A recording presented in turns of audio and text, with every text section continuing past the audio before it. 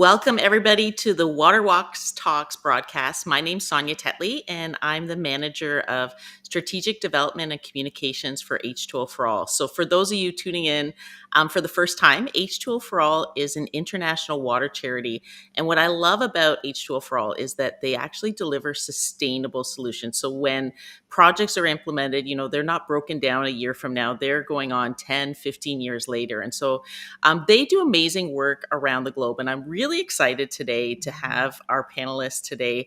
Suzannah Kelly, she's joining us as a special guest today, and she is an HR executive. She's a certified executive leadership development career coach, and she's also a life coach with over a 20-year track record. And so she comes with an amazing background of experience as we're talking about women's empowerment today. And we're privileged not only to have her on this talk show today, but she's actually one of the new directors that's come on in the recent year to our H2O for All Canadian board. And so this month is Women's Empowerment Month. And so we thought it would be great to talk about how water is actually a key to empowering women around the globe. So Suzannah, I know women's empowerment is something that you're really passionate about. I've seen your Instagram channel, how you're coaching women, you're encouraging them to be the best that they can be. And so I'd love for you to share with our guests a little bit about your background and kind of what drew you into wanting to help a charity like H2O for All. Gosh, well, yes. And thank you, first of all, for having me on today, Sonya. I'm thrilled to be here. I've had a very long career in human resources, as you said. And what I've loved about that work is the ability to help people be the very best version of themselves professionally through leadership development, through coaching, and really just creating inspiring workplaces that they can, in which they can do that.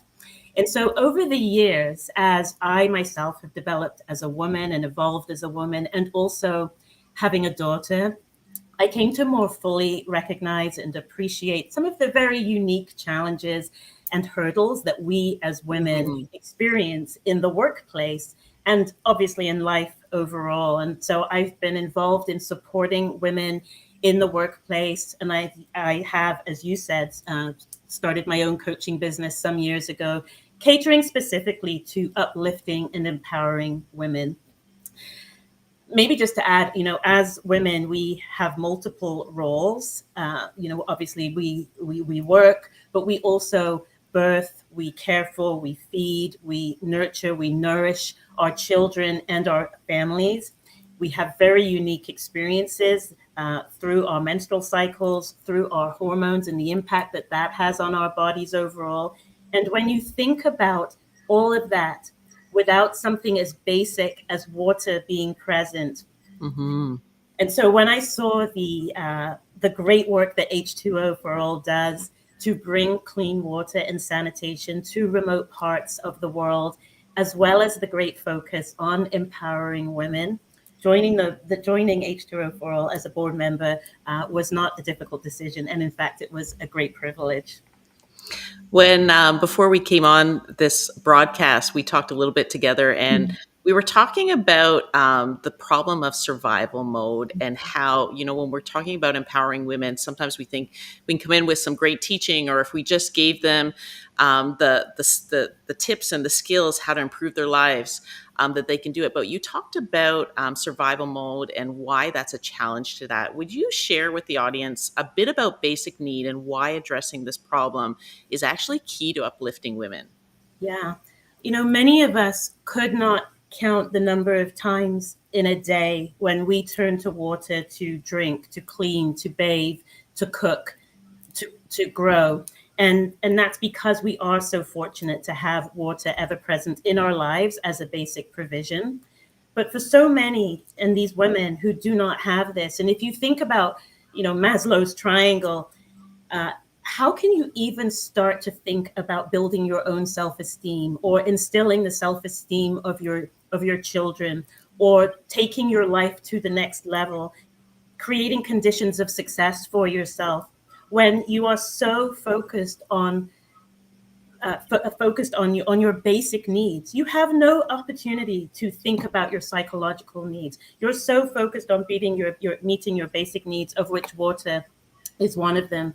When you're every next thought is, how do I quench my thirst? How do I quench the thirst of my family? How will I cook? How will I feed myself? How do I get water? And even if I can make the journey to go and get the water, am I strong enough today to carry it back? And will that water be safe? Will that road be clear? And so it is, when you think about it in those terms, it is such an impossible thought. And yet it is the ever present thought of so many and so many of these women. And so it providing access to water allows so many other doors to open. As a mom, I think this is when I hear about women's empowerment, some people are drawn to the idea of young girls. They have access to education, they're not dropping out of school early. And that's something I'm passionate about. But my heart really goes out to the mothers because I'm a mother of 4 kids and, I'm a working mom. So I am juggling that juggle of, being in the work world, trying to work, you know, driving kids to sports, driving them all over the place, making sure they're fed and clothed. And, sometimes it feels like no matter how hard I try, I don't have enough, right? And I can't imagine the women that don't have, like we talk about, those basic needs, right? Just spend hours upon hours walking miles, coming back, gathering firewood because the water that you've gathered is unsafe and boiling it so your children don't get sick. And that feeling of, I have all the conveniences of the world, right? I can get water anytime, and feeling like as a mom, sometimes I just don't have enough. I can imagine that burden that mothers feel. And when we hear the stories, there's so many stories of women when that time is freed up.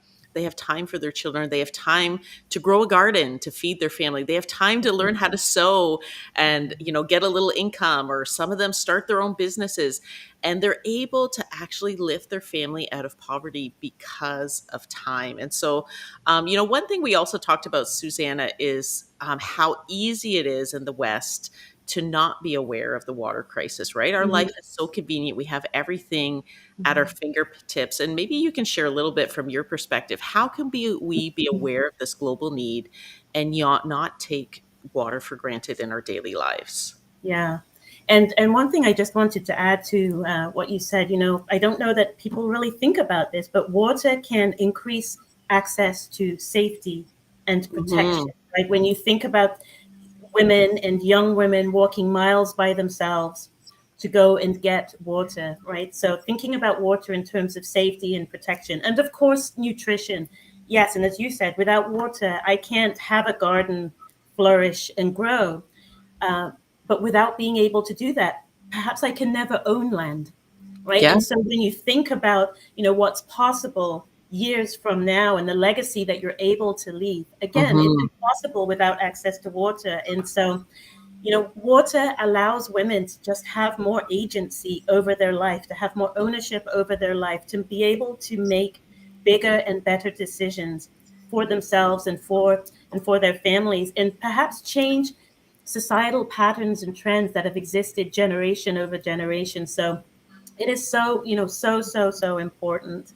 To answer your question, one way to be conscious around the water crisis is to just remind yourself every time you turn your tap on, and perhaps have a little sign, have a little sticker that reminds perhaps your children, even if you have Hmm. children, that we are so fortunate and lucky to have water on demand. I live in a condo building, and so once in a while the water is turned off for whatever reason, and I am reminded heavily in those moments how necessary water is in my life, and the inconvenience that I feel because I'm unable to turn my tap on, also knowing that it will be back in an hour. Hmm. And in the interim, I can easily go and get water from somewhere else, right? Uh, I- so many things that we can do. So, the reminder, just to be conscious when we shower, around the efficiency of our use of water, reusing water. So, can you reuse water perhaps for your plants? There are small ways that we can make a big difference and remind ourselves around what we take so easily for granted is in short supply, and perhaps not even in supply for so many. One of the things H2O for All is doing in 2024 is we're encouraging our friends, our family, our partners to make a move for change. Is this is a real crisis. 1.2 billion people are still waiting for safe water access, and a lot of people don't know that actually 1.4 million people are going to die this year simply because of water related diseases, because they're not drinking safe and clean water. And so we're going to give some action points to those that are listening today. One of the things our family is going to be doing is we're going to be joining the Move for Water event on August 10th. And so, Move for Water is an opportunity where you can do whatever you want to be active. You can run, you can swim, you can jump, you can kayak. And the goal of this event is, number one, to raise awareness. I think a lot of people do not understand that this is a worldwide crisis. And secondly, we want to raise funds so that we can actually start knocking down those numbers. So a lot of people don't know. They think, bringing safe water is something unsurmountable. For $1.50, we can bring safe and clean water to one person. So if you can just imagine, if I do my own little event as the family and we raise a couple $100, we have changed lives forever. It's that, like we've been talking today, that access just totally changes. So we're going to be, as a family, we like to kayak and we like to climb. So we're going to be kayaking and climbing for safe water August 10th. Now, Suzanne, I've heard you have a few ideas brewing. Can you share with the audience what you might be doing come August 10th? I know you're committed to be in, but what are some things you're thinking about doing? Yes, I'll share both ideas. So one for sure, I live near beautiful countryside. For those who are Canadian, the Bruce Trail, we are surrounded by the Bruce Trail, and it's beautiful countryside. And so I will be doing a hike in August.